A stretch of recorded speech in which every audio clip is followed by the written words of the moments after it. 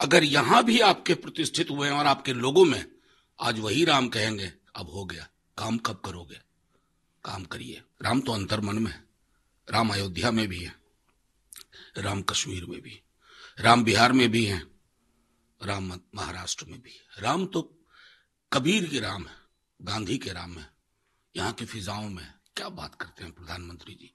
आपने अयोध्या में एक न्यायिक निर्णय के बाद प्राण प्रतिष्ठित किया, लेकिन ये ना कहिए राम कहीं नहीं थे। बापू के तो हर क्षण में, हर काम में राम थे। उन चीजों को बिसराइए मत, ये आपसे आग्रह करूंगा। कह रहे हैं कि नरेंद्र मोदी कहते हैं कि कुछ लोग कहते थे मंदिर बनेगा तो आग लग जाएगी। नहीं, देखिए, इतिहास को और साक्ष्यों को तोड़ मरोड़ के पेश करने की कला के जादूगर हैं मोदी जी, मैं मानता हूं, लेकिन ये कला चलती नहीं है, वो ढप से बैठ जाती है। किसने कहा था? ये कैसे हुआ है? न्यायिक प्रक्रिया से हुआ है ना। आपने तो इसको बीजेपी आरएसएस का इवेंट बना दिया, चलिए आपको मुबारक हो। लेकिन जिस राम में आपने प्राण प्रतिष्ठा की है ना, अगर यहां भी आपके प्रतिष्ठित हुए हैं और आपके लोगों में आज वही राम कहेंगे अब हो गया, काम कब करोगे?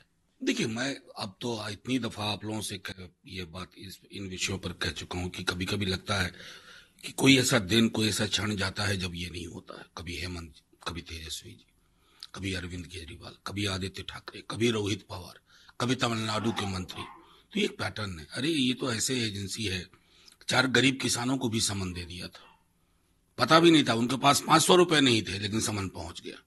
तो ये समन राजनीतिक उपकरण है, इसको ईडी का समन ना कहिए, अब कहिए प्राण प्रतिष्ठा के बाद फ्रेश अब ये पॉलिटिकल उपकरण की तरह इसका इस्तेमाल होगा।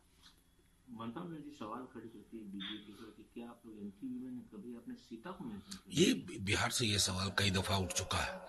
जिस दिन प्राण प्रतिष्ठा की ठीक उससे एक दिन पूर्व आदरणीय मुख्यमंत्री जी और उप मुख्यमंत्री जी ने राम जानकी अस्पताल का उद्घाटन किया। तो सीता का महत्व, सीता के बगैर राम की संकल्पना तो कतई संभव नहीं है।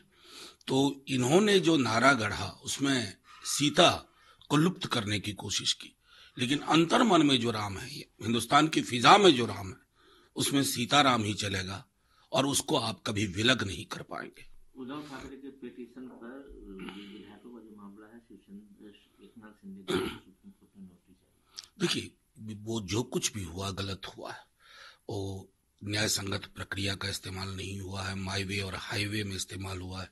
लेकिन मैं फिर भी आगाह कर दूं लोगों को जो इस काम में लगे रहते हैं, अपने शिवसेना के सांसद विधायक तोड़ लिए, आधार नहीं तोड़ पाए, चले जाइए महाराष्ट्र।